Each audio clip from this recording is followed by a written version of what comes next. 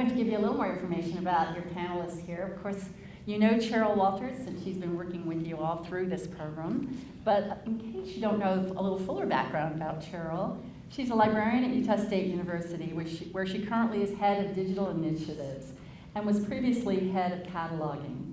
She's also worked at the University of Central Florida and the University of South Florida in various capacities. USU was one of the Mountain West Digital Library's first hub partners over more than a decade. And over that period, USU has contributed about 50 different digital collections of photographs, diaries, letters, cookbooks, scientific reports, oral histories, yearbooks, historical newspapers, scholarly works, and many other genres. The oldest item is a 15th century illuminated manuscript.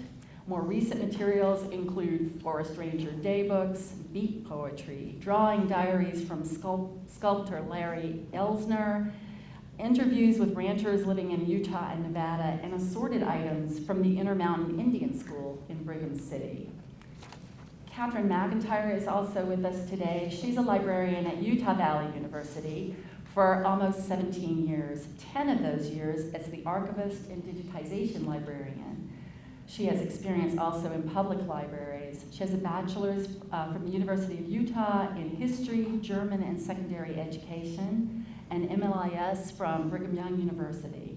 She's had the opportunity to start the first archives and digitization program that UVU has ever had. Her digital collections are comprised mostly of photos of UVU's history, oral history projects conducted by UVU faculty, UVU undergraduate and graduate projects and theses, UVU student newspapers, and school department photos and projects. She hosts the digital collections of other institutions on behalf of the Mountain West Digital Library as well, including Provo Public Library, Orem Public Library, Orem Heritage Museum, and the Provo City Recorder. I'm Sandra McIntyre, no relation to Catherine. We explored that to make sure, but really far back we're not. And I've been with the Mountain West Digital Library for 6 years as the program director there.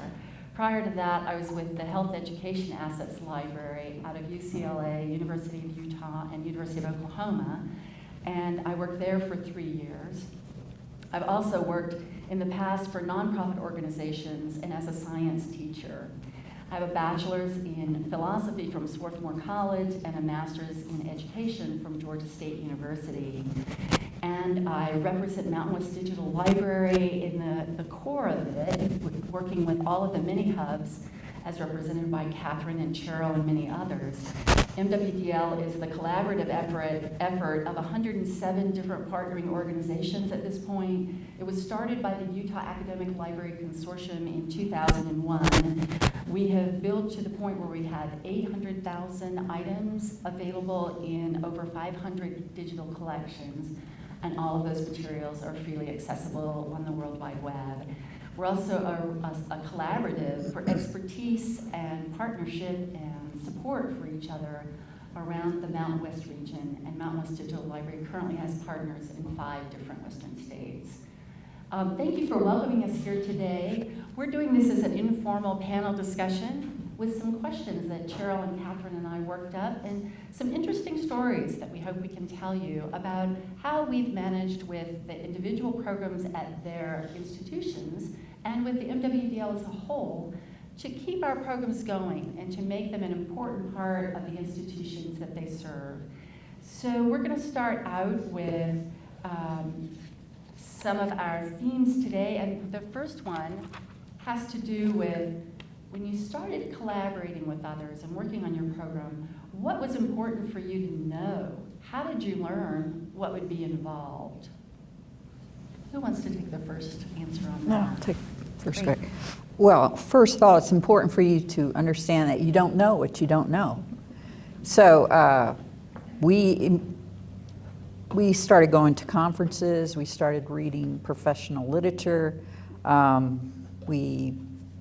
Once we have established sort of a baseline of things we knew we needed to answer, then we start to bring in trainers and product vendors.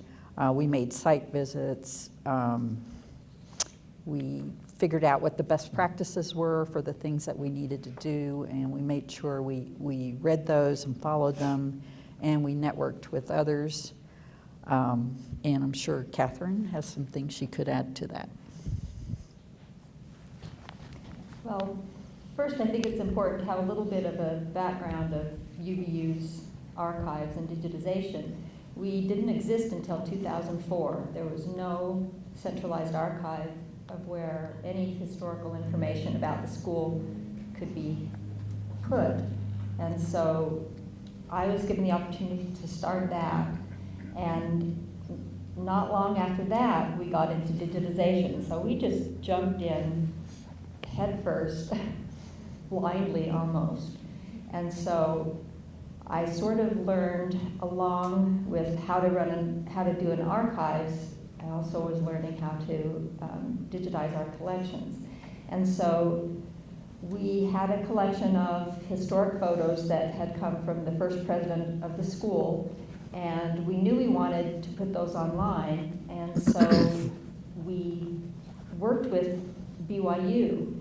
We knew that there was sort of a hub system set up, and so we approached BYU about doing our digitization. We were not planning on becoming a hub. We were just saying, can you help us? Can you scan our photos and can you host them for us?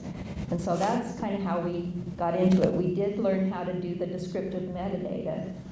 And Kayla Willey from BYU came and spent half a day with me and showed me how to do the basics of that. So getting help from someone who already knew how to do something was critical.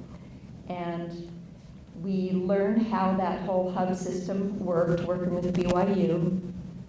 And as we got more collections we wanted to digitize, and as we saw that there were more potential partnerships in our area with Provo Library or Orem Library, we decided that maybe it would be a good idea for us to become a hub. BYU had decided that they had so many collections of their own materials that they really didn't want to spend the time or the effort. They were very helpful to us, but we decided we would jump in ourselves. And so asking for help from people who knew how to do it, looking at how it was set up already, having that experience working with BYU as them sort of being a hub, those were essential, just asking lots of questions and making mistakes. Well, I think we'll talk about that later. And I just had one final comment about that issue. From my perspective, I was really surprised when I was trying to get together everything I needed to know for my job, just how many things have actually been tried out there. And when I waded in, I thought, well, a lot of what we're trying to do is new. We're making it up as we go along. But the more I asked if other people had done certain things, the more I found out that people had, that someone had tried it somewhere, and someone had some wisdom to share. So it was worth the time to poke around and ask a lot of questions, even on things that you thought, well, I don't think anyone's done this, but we found out that people had. And I bet a lot of you have had similar experiences with some of your innovative projects. So our next area is to talk about how we identified the needs of various stakeholders. Who cares about your program, and how did you figure that out? How did you seek and get the support of administration and other stakeholders for your program? Well, Susan, in her earlier presentation this morning, alluded to mission statements, and that is a really excellent place for you to start. Go back and reread your mission statement and find out who are you serving? And then that's a starting point for you to start to identify, well, what are their needs? A useful tool for figuring out what their needs are, we found early on with Mount West Digital Library, was to identify personas and then start to flesh them out and give them names and personalities. And it really helps open your eyes to the sorts of uses to which they're going to put your resources and what they're looking for. So I guess that's where I would start, is to look at your mission statement and go from there. Well, I'm also going to quote Dr. Madsen, and ours was kind of like find the gap identify what needs to be filled and try to fill it. And so in our case, it was, as I mentioned before, had been no archive, so now we had an archive where we could collect the history of the school and the surrounding areas. We did a mission statement. And we began to find that once faculty on campus knew that we had an archive, that they would support it, and they would approach us with ideas for collections and oral history projects. And so we began to kind of exploit that. We became the place where they could deposit their student projects and their own scholarly projects. We also went to our administration. We kind of, and I say we, I mean me and the library director, who was very supportive. We kind of pushed ourselves into some of the President's Council meetings so that the President became aware of us, so that his top administration became aware that we even existed. And that was critical. So we identified who we wanted to serve, which was our campus first, but also our community. The school has a big emphasis on community engagement, and students, of course. And we've kind of come up with ways and exploited ways that we could fill that niche that could keep us going, and that is leading to a lot more support now from the alumni and from donors. You know, it's, we discovered that it's not enough to do something cool. It's a lot of fun as someone who cares about technology, and I think all of us do, about the power of technology. The three of us up here for sure, and I'm sure most of you, love to see what you can do that's cool, how to bring that technology together, bring to bear on some things. But then it's really important to find out, what does that cool technology serve? What does it do, and who does it do it for? And how are those people going to be able to help you and collaborate with you? I know for the Mountain West Digital Library, there's so many different things we could do, and so many different needs we could serve, that sometimes it makes my head spin. It's kind of like, you know, well, let's do this cool thing, or we can do that cool thing. But, you know, we have to actually make ourselves sit down and say, who cares about this program and why? What are the core services that we need to provide? And part of the point of the current round of grant funding that we're experiencing from the Digital Public Library of America is to get more focused about that. And so I'm really enjoying this year and how it's shaping up so that we can really focus in on what's next for us and how do we serve our stakeholders. Cheryl, did you want to talk a little bit about some of the particular efforts and events that led to some of your collections? Well, we're always looking for things that are happening on campus. So for example, we knew there was a Jack London conference coming up, and we know we have a lot of really cool Jack London materials.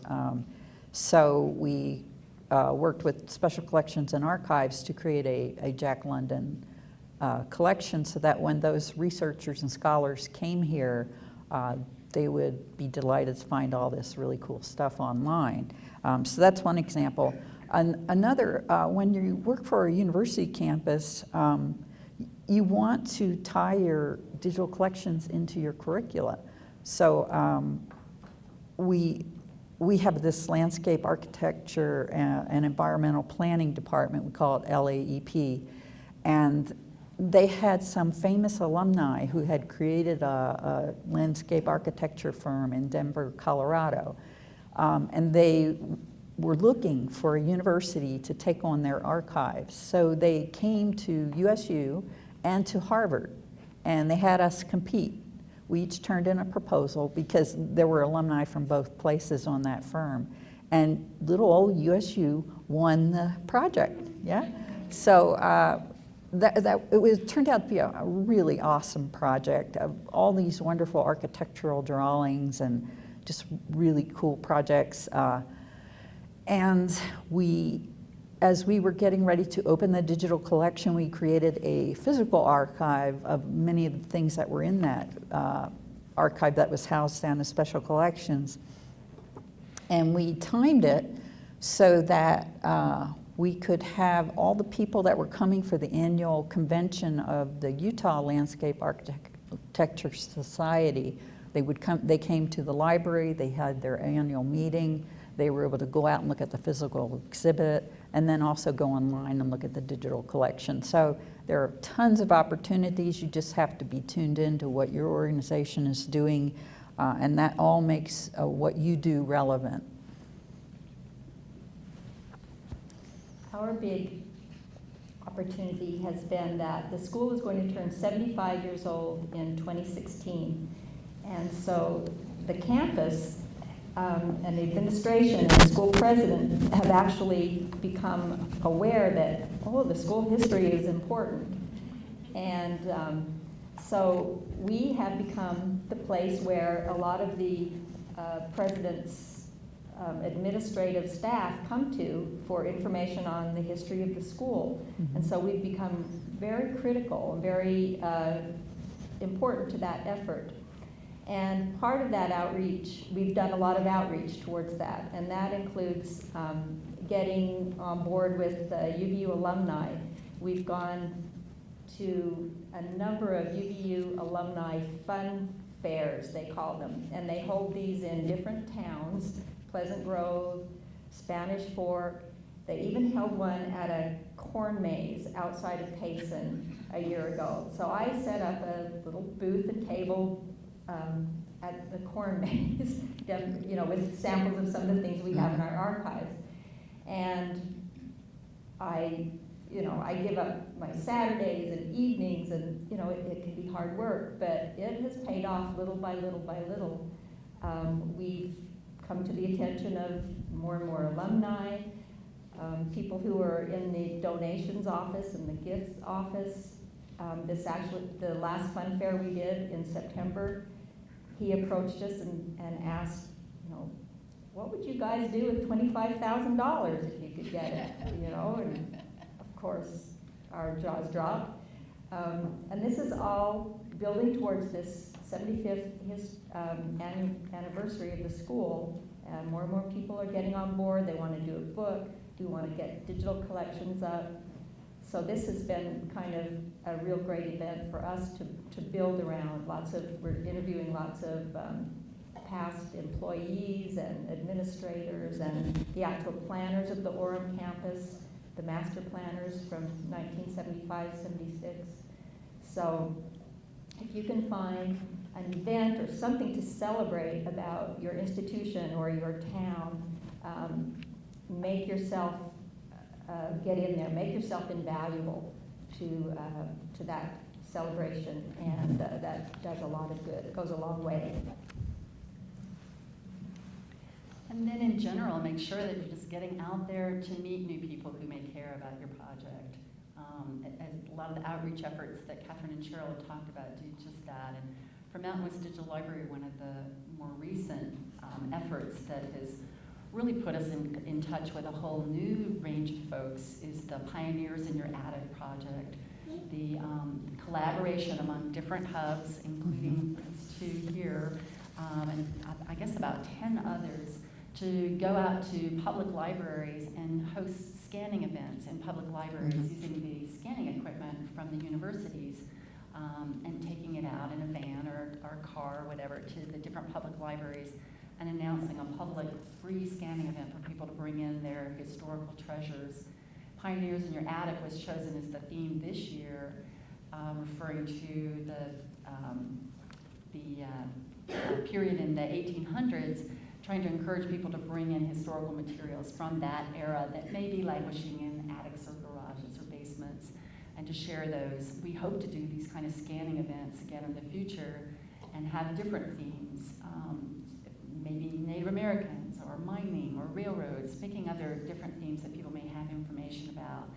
And this has already proved to be a great way for all of us who work with the different hubs in the Mountain West Digital Library to become more familiar with what kinds of things people have, but also what are the needs of some of the public libraries out there who haven't done a lot of work in digitization, but maybe would like to, or would like to be connected somehow in helping people to bring in their materials. It's been a really educational project for us. Anything more on that before we move on? So going beyond just identifying the needs of your various stakeholders, how do you start building your program into the regular business of your institution? How do you become something that's not just the icing on the cake or the latest great thing, a project that's going to be gone in a few months? How do you start thinking about how your program can be a regular part of what your institution does? How can you get that level of support? Well, one of the very first things we did was to tie in with a common literature experience that Utah State University has every year, where there's a book selected by a committee and the entire campus is encouraged to read it, especially freshman students, and then their connections class devotes a lot of time to doing exercises that are connected with that reading. And so every time they select a book each year, we evaluate our collections, particularly the things down in special collections and archives, to see if we have any materials that tie into that topic. And we created 3 different digital collections over the course of the years that do that very thing. One of my favorites is the featured reading was a woman who had written about her experiences when her family was interned in a Japanese American relocation camp during World War II. And as you know, we have the one such center here in Utah down in the Delta area. It's called Topaz. And we had a lot of materials in our collection that talked about Topaz, that we had things like memorial addresses when there was a Japanese American soldier who had been interred in that center and then volunteered to serve in the Army and was killed in the line of service. And so we had some of those memorial addresses. We had publications, yearbooks from children who were attending high school while they were based in this relocation center. We've got photographs, we've got a lot of the literature analyzing the whole experience that was created by the War Relocation Agency. Just, all sorts of perspectives on that particular center. And we put this digital collection together, and as students were going through their semester-long course, they were able to do projects that pulled on the materials that were in this collection. So we've just really insinuated ourselves into the curriculum on campus, and whenever there's a reading, people think, oh, I wonder if there's going to be a digital collection built that I can go to and use it to augment my research. I like the term insinuate. That's a lot of what we did also.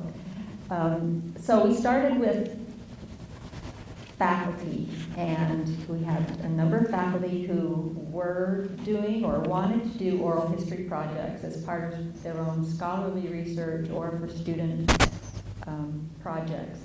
And we offered both the facilities to archive the physical material, but also to digitize them and make them more available and accessible to everyone.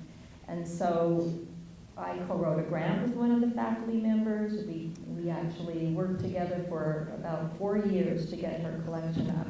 And during that time, that became known to other faculty, known on campus. We did a big grand opening. And so that led to lots more opportunities. And so we found ways to make our digital collection a central core of the institution by working with faculty. There was for a long time kind of a general attitude that I felt towards maybe other librarians, and especially towards our library IT people, that this was just my project. I'll help you with your content issues when I have time. And it was just seen as, my kind of little hobby outside my regular job or something like that. But as we've gotten more and more integrated into the library's curriculum, our offerings are used on on the campus. We're now part of this history project for the 75th anniversary. That attitude has changed, and that has also come with the help of our library director and assistant director. They're very supportive, and they see the vision and the place that an archives and a digitization program has within the institution, and that's essential. And they have helped bring that to the attention of the top administration as well. When the library director and I first approached the administration back in 2004 about starting an archives, the first question was, well, how much is this going to cost? Is it going to need extra money? You can't do it if it's going to take extra money. So we said no. We built within the library budget, and that's what we've done. We're still just within the library budget. But the attitude is changing as we insinuated ourselves more and more into the fabric of the school and shown our what we can do for the school. We've become more involved in community projects, hosting and working with the public library, hosting their digital collections. That's very important also to our administration. So we've just taken lots and lots of opportunities to make ourselves known and a place to go to for a lot of types of information that is necessary on campus. So you have to get buy-in, I guess, is the term from your upper management. More about more examples. Okay. So our next question focuses on our collaboration through Mountain West Digital Library. And we wondered, what are the factors that led to MWDL lasting all this time? We've been around for 12 years now. And what are some of the key things that made sure that MWDL continued to provide benefit to our member partners? And one of the things we talked about was, and I should mention both of these folks have held leadership positions in MWDL, and they're really core to having guided the development of Mountain West Digital Library over the years. When I came on board, Cheryl had been working as the co-chair of the digitization committee that governed MWDL, and I joined her as the other co-chair, and the two of us worked really hard together, really closely. I learned a whole lot from Cheryl. And then later, Catherine served a term as co-chair as well, and she's continued to work as the outreach committee facilitators. So she and I have worked closely on having booths at conferences and what materials need to be developed and what kind of instructional things. Cheryl's done a lot of work with our metadata task force, chaired our metadata task force when we were revising our standards. And so, and I'm sure there are other things that both of them have done that I'm forgetting right now, but you know, it's always been a really collaborative effort among quite a number of people, but these are two of the key people who've really guided the direction of MWDL. So it was fun for us over the phone last week to kind of review what are some of these success factors. And one of the first things was that we remembered really right away was how important it was when Cheryl and I first started working together, that we were focusing on recruiting volunteers to work in small task forces. That ended up being really key to things taking off and involving a lot of other people, a lot of other volunteers and institutions who had buy-in to our program. So we set up 3 or 4 task forces right away. Each task force had like 5 to 8 members, which is good working group size. And they did things like revising the metadata standards and discussing what kind of collaborative training we should do, and the outreach effort that Catherine has facilitated. And those task forces, some of which have gone out of existence as they accomplish their tasks, and others have come into existence, those have proved to be a great way to help develop not only what we're trying to get done in the Mountain West Digital Library as we collaborate together, but also to develop new leaders. And you'll want to be sure as you're developing your own program that you bring in new people and their fresh leadership potential to help you and to guide the new energies as it evolves and changes over time. Well, you summed that up so nicely. I'm not sure what else I can add to that. We discovered early on that if it's just one or two people trying to do all the work, you really are limiting your efforts, and that you need to divide and conquer. You need to identify some things that need to be worked on, and then put groups of people together to be working on those things all year round, not just at the 2 meetings you might have a year of the whole digitization committee. So that's a major reason why MWDL has been able to get so much done. Also, we have created products that have gotten nationwide attention. For example, our metadata best practices. People are looking for tools, and they don't want to have to recreate the wheel. So when we create a tool like best practices, we put it out on our website, and then we promote it. We go to conferences, we give presentations, we write articles, and then other people say, oh, we don't need to create this for our consortium, we'll just use theirs. And so a lot of the things we've created have been adopted by other organizations. So those are the things that immediately come to mind.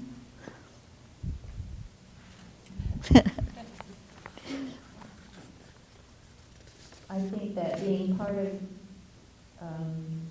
the Mount West Digital Library as a hub and also as an outreach task force facilitator, you get lots of opportunities to speak in public, which is good or bad, but it's, in my case, it's always an opportunity. I always say it's going to be the last time I do it after the previous experience, but it's a great opportunity, a great learning opportunity. So Mount West Digital Library and the digitization committee behind it offers its members opportunities to get out there and speak in front of groups, to be collaborative with other institutions, to share what you know or to glean from the knowledge of other people, which has been a huge benefit to us.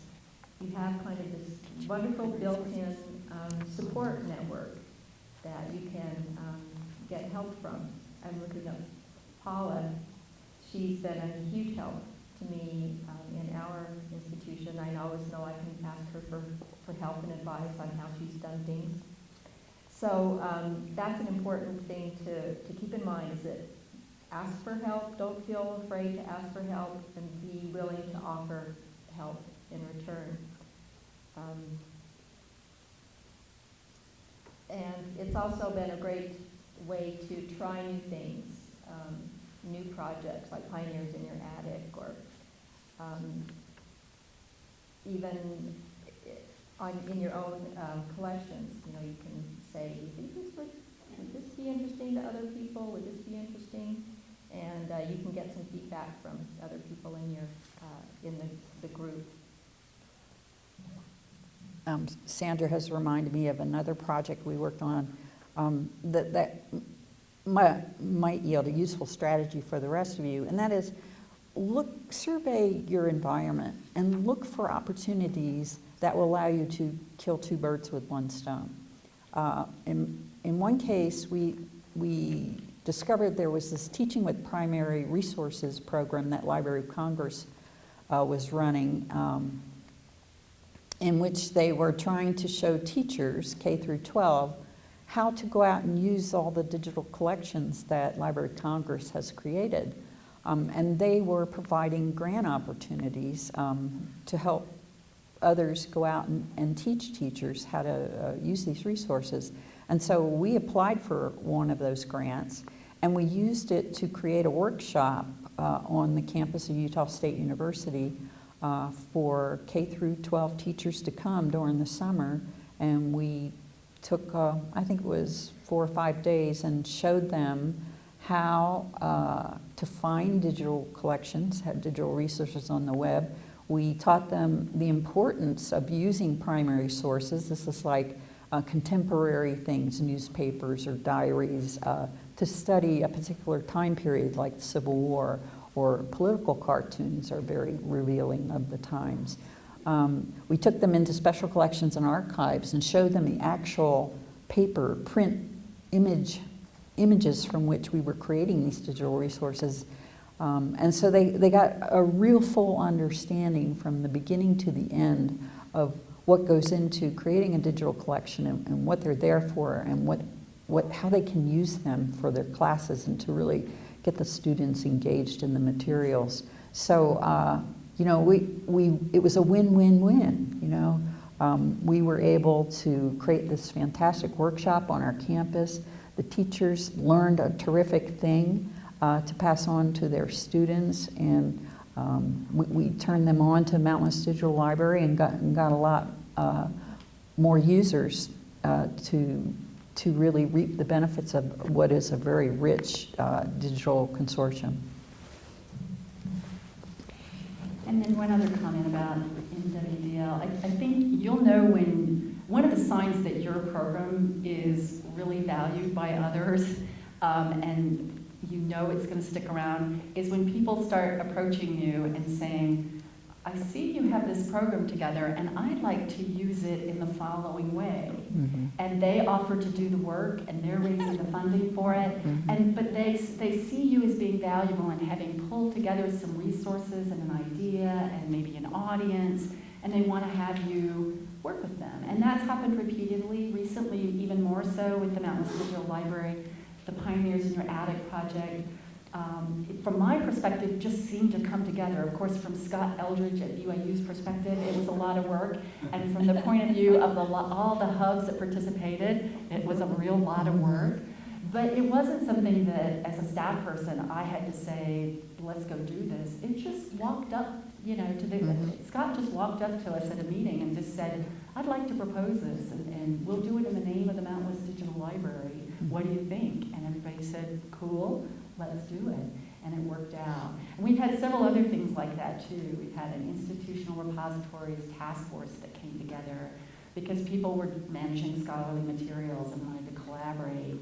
And we have a digital assets management systems interest group, again, something that Cheryl took a real leadership position in. And now we meet twice a year to talk about, to grouse about digital assets management systems and their problems. And again, this is something that from my perspective is just magic. I mean, I sit back and Cheryl and two other people designed this wonderful agenda, and a bunch of people come and we have great discussions and conclusions and presentations. And it's done in the name of the Mountain West Digital Library because we already are collaborating together and we already have shown that we like to work together. So if your program can do that, and if you can stop at that moment when somebody walks up to you and says, I want to use your program, if you can sort of not let your ego get in the way, you know, you don't want to say, well, it's, you know, I don't know about that. You want to just say yes. Just say yes to everything that you can and let people do activities that build out the richness of your program. So our next question has to do with funding. How have you figured out how to fund and support your program long term? What have you done beyond the initial first glow of success in your program to make sure that it sticks around for the long term? Well, I have to go back to this digital asset management group for just a second because this amuses me. Some of you in the audience have worked with Content DM. Dustin over there in the blue shirt is our IT support person. And you know how vexing that program can be. And we have been searching for a replacement for it, but we haven't found anything yet.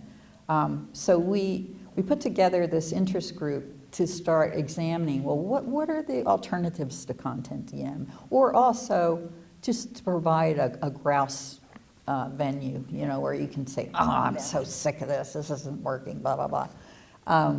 So we have fondly named this the Digital Asset Management Group. And so when we're talking about it, we can say, oh, I have that damn call this afternoon. So it's just funny, and you know, it just, keep your sense of humor, honestly, because it's one of your most valuable resources. So anyway, back to the funding. One thing we've done to fund work is to do work as a hub for other institutions. Maybe they're a tiny organization. Maybe it's Mendon City. They have this group of town records that they want preserved, but they don't have the expertise or scanning equipment. And so they go out and they get a grant from LSTA funds or so forth, and they are able to pay us to do the scanning for them. So we do this kind of contract work for people, and sometimes it works out real great, and other times it's more of a pain than a benefit. But also, you can go out and look for grants. We've done that. Grants come with a big burden, though, an administrative burden, so you have to be very aware of that and make sure you can follow through with whatever you commit to doing. And one of my favorite things is this newspaper project we did where we had all these scanned historical newspapers, but you know, scanning, it's a computer reading the text and creating the searchable text that people are using to find names and events and so forth. And if that text product is not real clear, then the OCR program that has read it and created the searchable text is gibberish, you know? There are no useful words that can be searched.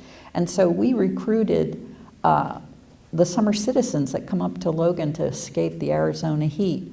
We recruited them to do, as for a fun project, to manually read the articles in these historical newspapers and type up the transcripts, word by word, so that they could be searched.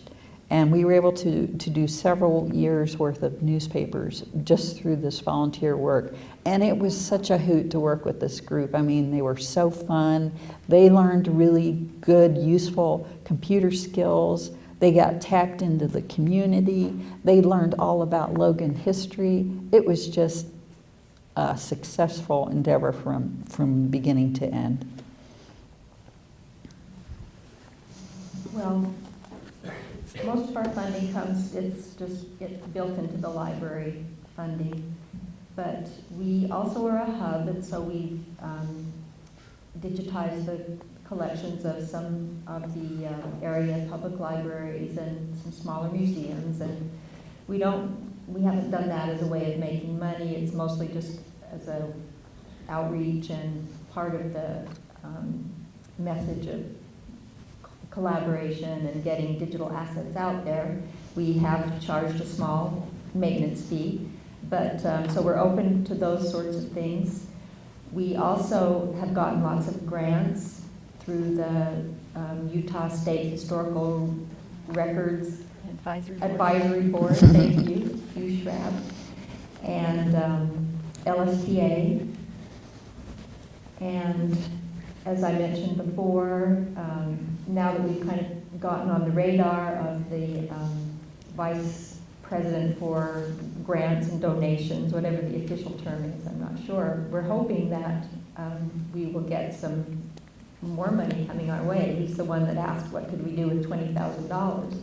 And so we have lots of things that still need to be digitized and projects that we could do. We could use that money to hire some students to do some work for us.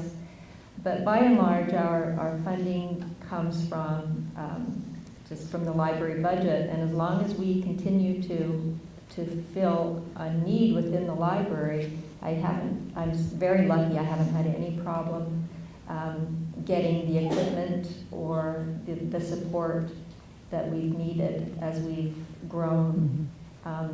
Even my job position changed. Up until this past September, I was mainly a full-time librarian. I still did my reference duties and collection development duties in history, and I was a faculty liaison and did reference work and did the archives and digitization as well. But with our growth and demand, my position as the archivist and digitization librarian has become full-time.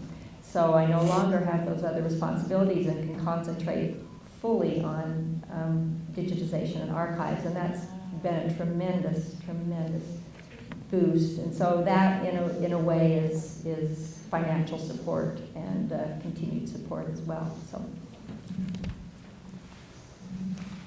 we're going to go to our wrap-up question now.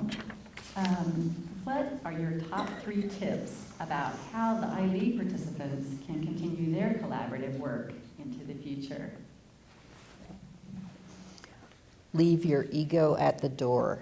This is really important. If you're going to collaborate with other people, you have to stop being so egocentric, both from the standpoint of being an individual, but also your institution. You have to realize that other institutions are going to have different goals, and you need to learn how to compromise and look at the big picture and meet everybody's needs. The second thing I would recommend is that you remember to nurture yourself and your colleagues. This is all about learning and sharing. You need to be proactive in finding and creating learning opportunities for yourself and other people. And you need to be approachable and understanding so that people aren't afraid to come to you and ask you questions. And you need to be sympathetic. You need to understand that we're all works in progress and that our learning's never going to be done. And you also need to remember to have a little fun along the way. The third thing is to hone your communication and organizational skills, because these are going to be invaluable in any situation, but they're critical, when you're collaborating with others. And just one tiny thing you can do that will make everybody's life so much easier. When you create an email message and you're filling in that subject line, put in something that is meaningful. Okay, if you're giving an update on a committee meeting time, for example, don't just put update in the subject line, because that doesn't mean anything. Put update, orientation task force meeting changed to 1 p.m. today in room 249. Okay.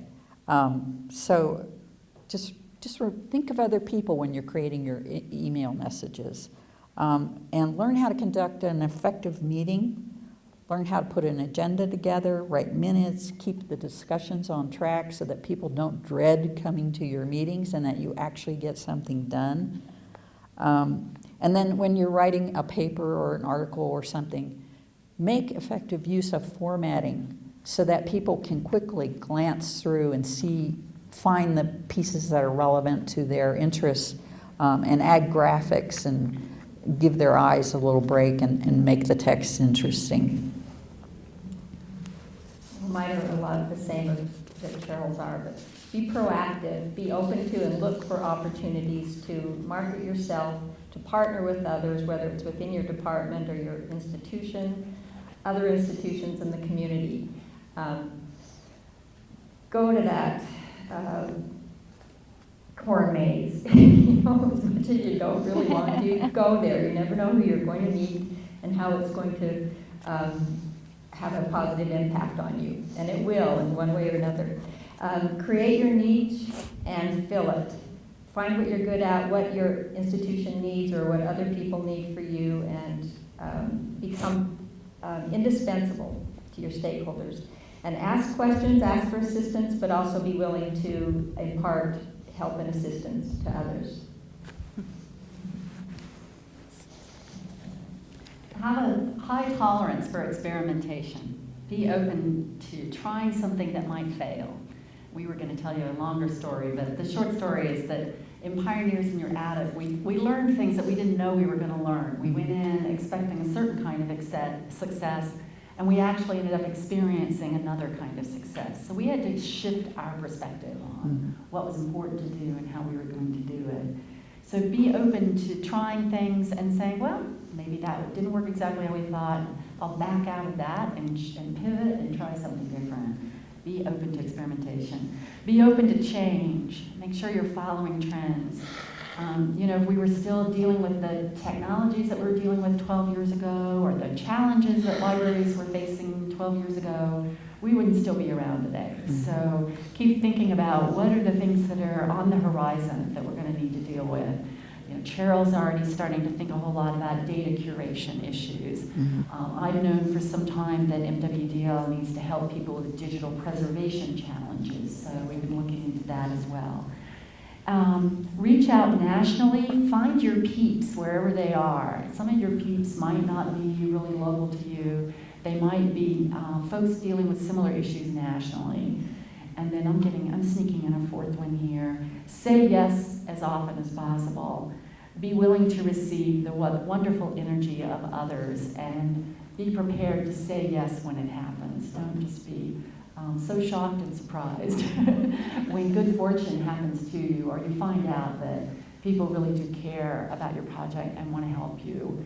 You know, when the Digital Public Library of America approached us last year about funding some of our growth, at first I just couldn't believe it, and there was this temptation to say, that's kind of frightening. I don't know where that kind of funding would lead us and that kind of larger collaboration. Mm-hmm. But you know, you have to say yes when good fortune walks up to you and when people want to work with you. So be prepared to say it and to move into that space too. So those are some of the things we wanted to share with you today. We actually had lots of notes about other things too, because we've had a lot of fun discussing this and discussing how fun it is to have watched all of your projects come together and to think about the future that you're going to have with many of them. And maybe for some of them, you've learned things that you want to now back up and pivot and change. But maybe for others of you, you've really hit something, a solid vein of gold, and you want to follow it through the mountain, right? So we wish you the best of luck with all of that. And I think we're just about out of time. We've been encouraged to maybe go a few minutes after 11, and we've done that. But if there are one or two burning questions, I suppose we can take that, or a burning comment that someone wants to jump in and add to the mix here of our discussion. Someone? Juan? I have one. In thinking that these teams have been working on projects, and I am concerned that once these folks are gone, where does the project stay? So if you've been talking about the strategies of sustainability, things that you can do to ensure that your effort is going to be long-term. But if you can remind us 2 or 3 things that the teams can do to make sure that the project survives this effort. So Juan's question for the video is just what are some reminders of things that people can do to make sure these projects continue beyond the timeframe of the ILEAD project? So learn all you can was one of the things we talked about. Identify the needs of your stakeholders. Reach out to those different audiences. Tie into the mission of your organizations and become part, if you can, of the regular business of the organization. Quick comments from the others of you. Look around your environment and see if there's another entity who is willing and able to adopt your project. I would say teach others in your organization to carry it on beyond, so that there's more stakeholders and more people involved in it, and more people know how to do it, and it's important. So thank you all for your attention today. It's a pleasure to be here, and best of luck with you as you continue through this training round in the